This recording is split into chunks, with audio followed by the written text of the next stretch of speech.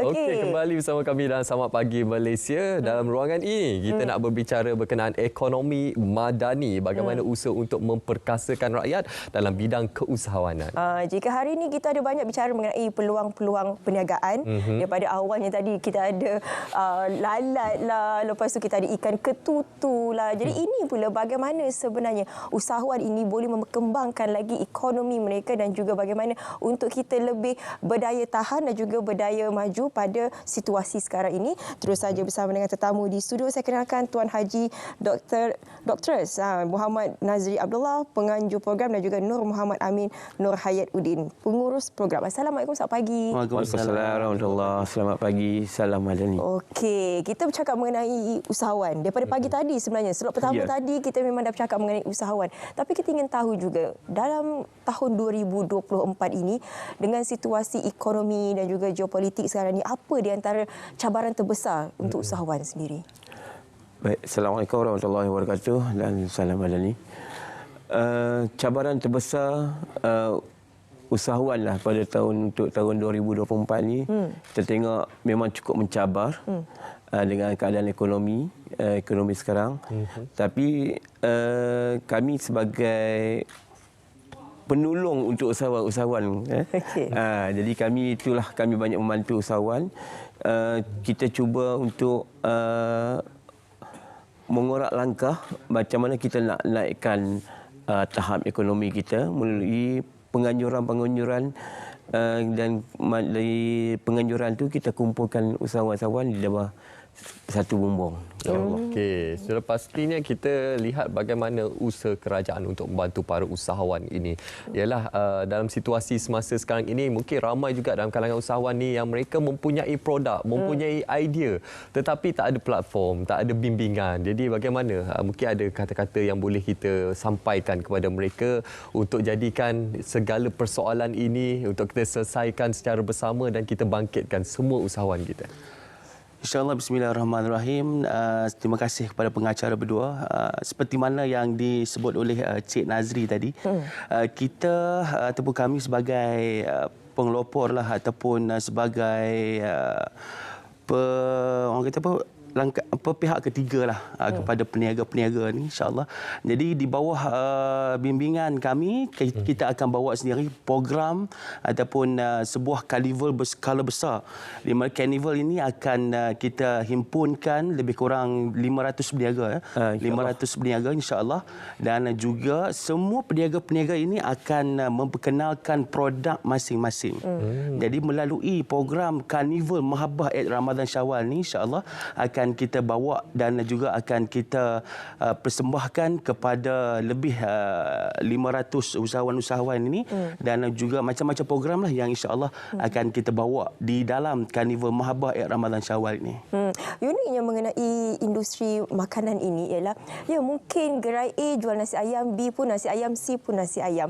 Mungkin sedikit rasanya berbeza, tapi yang paling penting untuk situasi sekarang ini ialah dari segi brandingnya ataupun penjenamaan.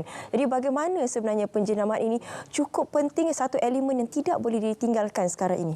Okey, penjenamaan ini penting sekarang ni kalau kita tengok, dan pihak kami pun kita memang sentiasa kita tak mau dah peniaga-peniaga ni kalau kata satu line ni jual nasi ayam, kita tak mau. Kita nak semua masih bersaing dengan cara yang sihat.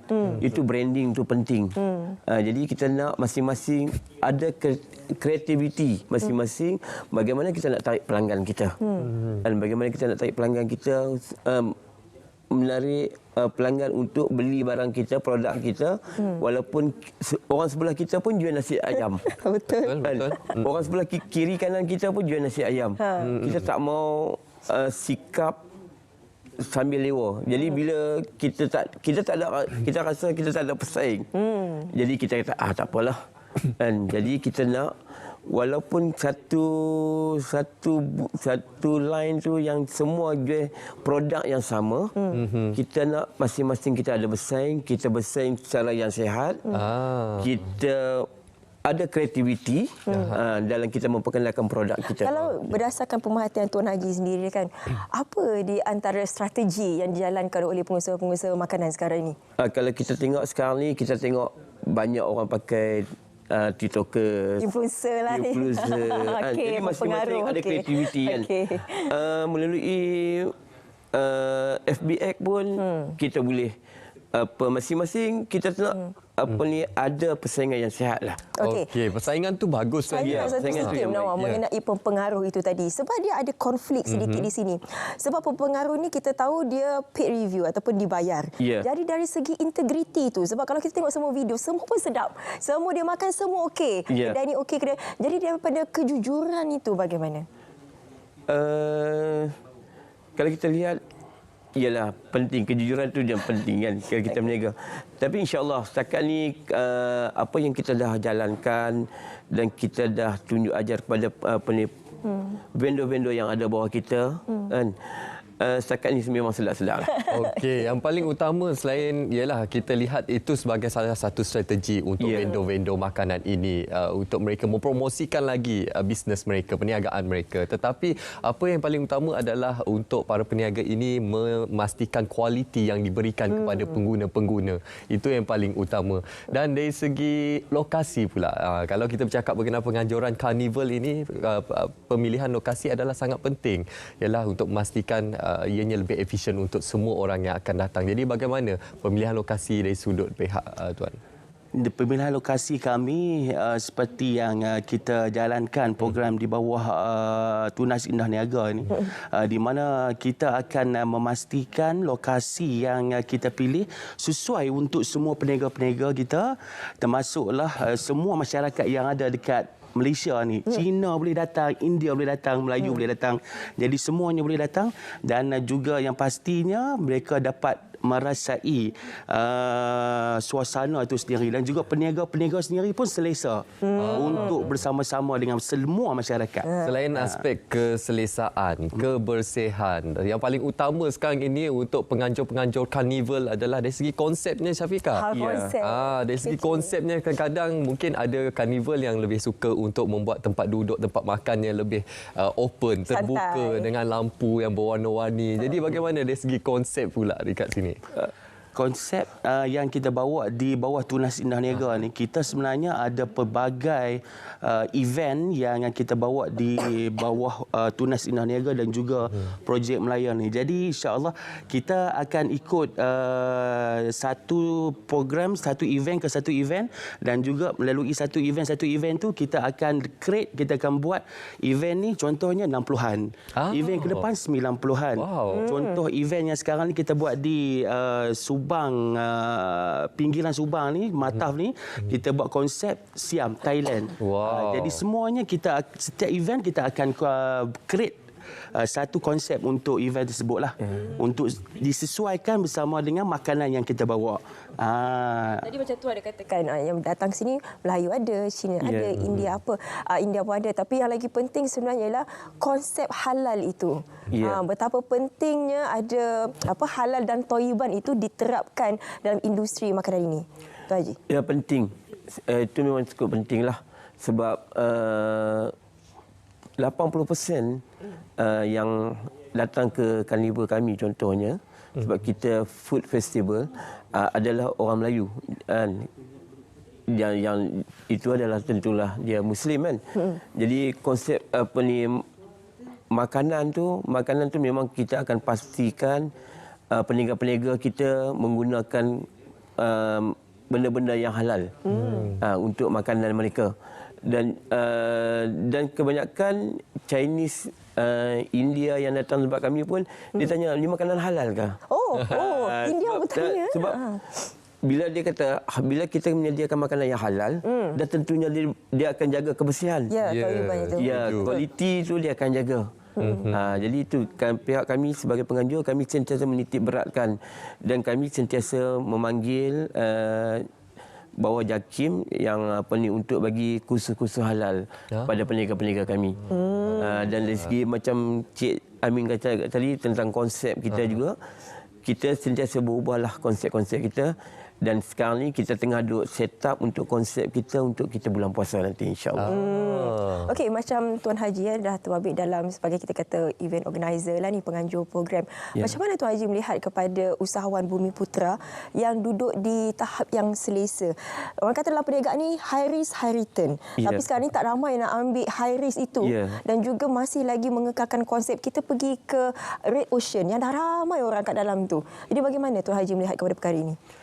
Ialah kita kadang-kadang ni dari segi pemikiran peniaga-peniaga kita ni, dia banyak kategori kita tengok. Kalau kata orang yang berniaga pasal malam, dia punya setting, dia punya pemikiran dia lain.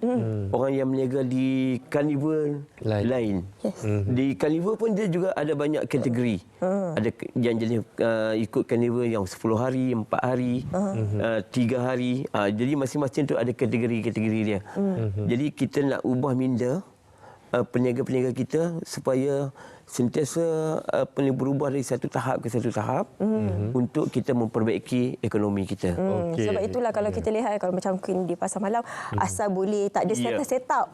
Tapi kalau kat karnival itu berbeza dengan karnival. Tapi bercakap berkenaan karnival, Syafiqah, lagi-lagi kalau bulan Ramadan menjelang Syawal ni pasti kita akan lihat banyak karnival di seluruh negara, lagi-lagi di Lembah Kelang. Jadi apa antara kelainan ataupun yang mungkin akan dibawa untuk para pengunjung? Ialah kalau orang nak pergi karnival bulan puasa ni, kita akan minta satu je, pelbagai variety makanan.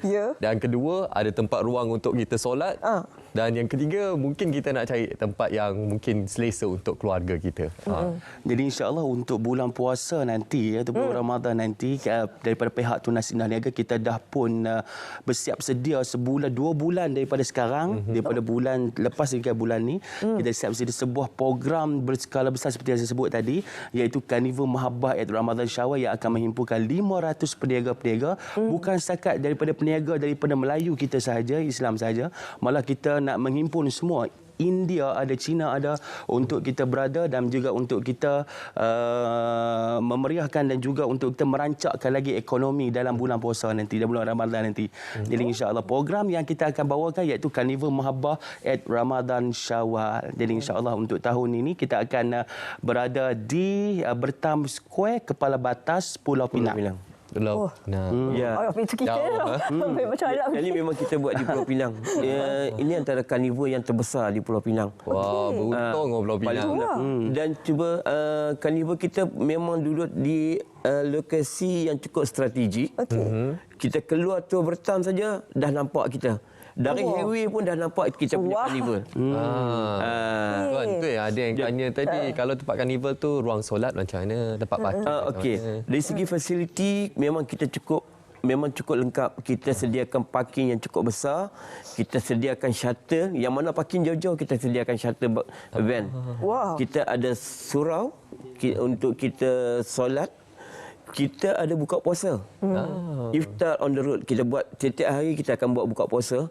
Dan tahun ini kita buat kelainan. Kita sediakan setiap hari sahur.